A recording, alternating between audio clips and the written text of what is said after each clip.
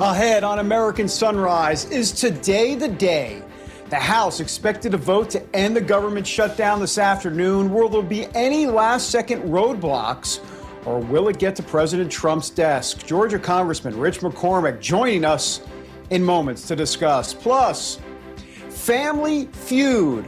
Georgia Congresswoman Marjorie Taylor Greene loves President Trump, but has not been a fan of some of his recent moves.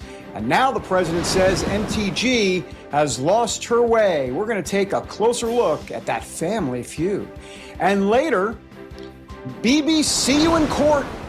President Trump threatening to sue the BBC for $1 billion over selective edits to his January 6th speech. As the Brits might say, this thing has gone a bit pear-shaped for the BBC. Their response ahead, those stories, much more. American Sunrise starting on a hump day right now. Good morning, America. Welcome to American Sunrise.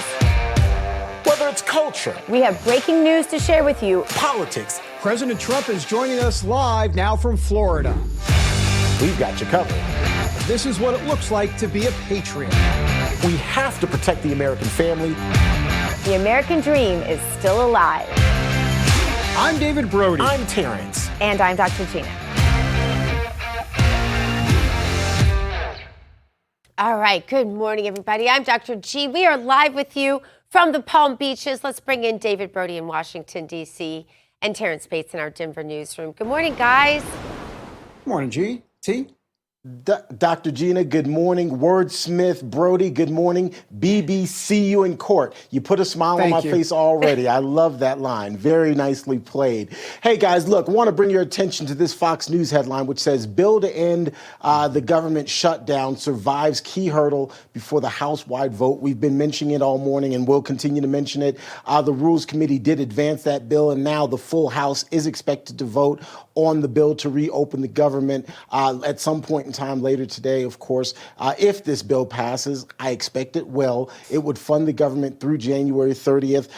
It's been a long 40-plus days in the wilderness, but hopefully we're coming out of the wilderness, David.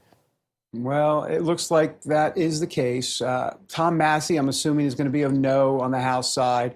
Curious about MTG. She may be a no as well. They can only afford 2 no's. We'll see. But I think some Democrats will vote for it. Bottom line is this thing is going to get to President Trump's desk. And then we can move on, Gina, from our long national nightmare, if you will, caused by Chucky Schumer. So this is October. No, this is November. What month are we in? Wow. Somebody's a little sleep deprived today. My point is January 30th, we look down the barrel of this ugly beast again. Yeah. I mean, that's not a solution, you guys. Thank you. I've been saying that all along, Dr. G. I'm like, yeah, we reopened for a little while, but are we going to be right back here? Sorry, Dr. Gina, but I appreciate that because that's where my mind is as well. Go ahead. Sorry. I just really feel like we should have had the actual conversation, the actual debate with the Democrats very, very publicly across every news media we could get our hands into to say this has to be about the debt. This has to be about reduction of the size of government and America first. This cannot be about little minutia inside the bill. No matter how much it matters, there are things that are the broad point that are being totally missed here. And we're going to be, if we don't debate those, we're going to be right back here every single time. The American people want our debt eliminated. They do not want to be indebted to foreign enemies anymore. They do not like inflation. They do not like the cost of things right now. If we were to have that conversation instead of the one that we just had to get everything back open of, oh, this shutdown, that shutdown, this shutdown, that shutdown, when the majority of Americans couldn't feel it, some could, I get it, but the majority couldn't, we're going to be right back where we started in another couple months. And I'll tell you what happens in all of this, and this is the number one enemy of freedom, in my opinion, is cynicism. Mm-hmm. That's what happens. Voter cynicism and retreat. Mm-hmm. And that's what I don't want. Well, guys, we're going to continue to have this conversation throughout the show. But Dr. Gina, would you give us our Bible verse, please? Yes, it goes like this. You guys know this one. Yes. Yes. Tell you what, guys, it was a really late one last night. John, it's going to be a good show. John 3:16. You guys might know this one. It's one of the oldies but goodies. For God so loved the world, he gave his son, his only begotten son, there we go, so that whoever believes in him should not perish, but should have eternal life. That, of course, is from the good book to possible good news on the government shutdown ending, as we just talked about, at least marginally good news. The Bible is really good news, and John 3:16 is especially really good news. The House, though, is slated to vote today on the Senate's bill to end the longest shutdown in U.S. history. The measure advanced out of the House Rules Committee, as Terrence told us, and is slated for the full vote later today. The Senate passed that measure. Actually, I think it was David that told us that. The Senate passed that measure that keeps government funded through January 30th and guarantees a vote on whether to extend Obamacare subsidies or not. Let's bring in Georgia Congressman Rich McCormick. Congressman, is the vote happening today? And what happens in the fact that we may be right back here in just a little over a month or two, right? Heck, the thought of that just is sickening. We should vote later today. We're expecting probably around 4 p.m., but we haven't had an official announcement yet. I think they're still working out the details. It is expected to pass along party lines. You may have a couple Democrats come over. I do believe what you just said about the debate is actually very germane to what we're trying to get long term. It's very ironic when you have the Freedom Caucus talking about a 1-year CR and the Democrats talking about shutting down the government. It's like opposite day or something. It's just a bizarre time in politics.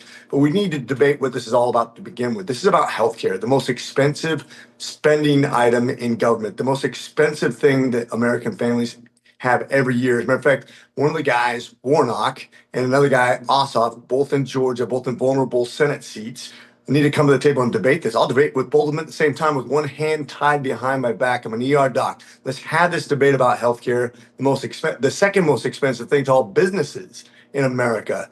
They think that it's all about this, but since the Affordable Care Act, we have had an increase in premiums of almost 90% on average. Since the Affordable Care Act, the profiteering by big pharma, big insurance companies had gone up by about 230%.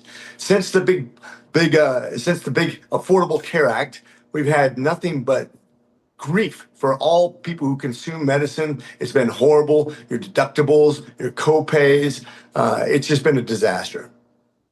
So, Congressman, that leads us to a debate about what's next on health care and what the Republican plan is exactly. I know there's certain bills out there and everybody's got an idea.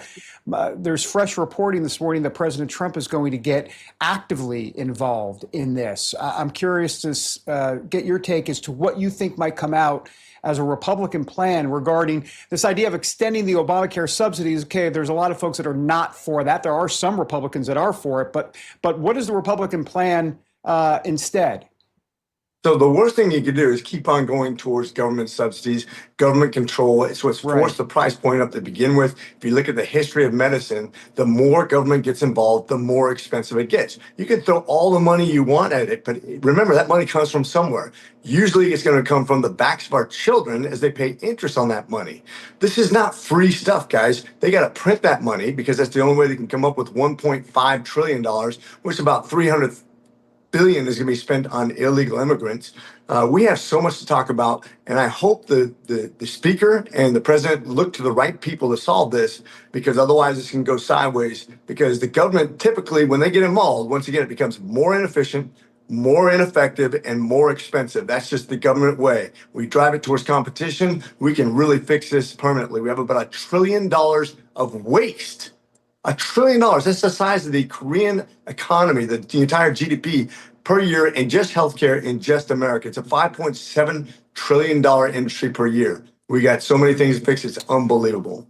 Just a quick follow-up. So there is no, real quick, just a quick, I'm sorry, go ahead, just a David, quick follow-up. So there isn't a Republican plan at this point, or at least one that anybody's coming together on, correct? Just double checking that. Well, to be honest, we have more bills on this than we have congressmen. We have 127 just in the doctors caucus, which I belong to, which only has 14 members. We just honed down on 3. I said, please, can we just vote on the top 3 things? Bring it to the speaker. Let's get something. Let's get a bite out of the apple. Let's eat this elephant one bite at a time. But let's get started. We haven't had a consensus yet, and that's probably why the president's going to have to get involved. I just hope he turns the right direction.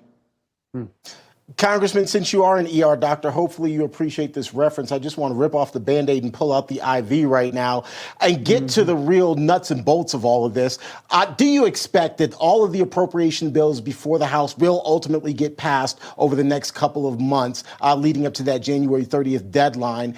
And as we kind of embark on that deadline, is there really going to be movement? Or back to Dr. Gina's question earlier, are we going to be back in a similar situation where we're talking about a shutdown by then?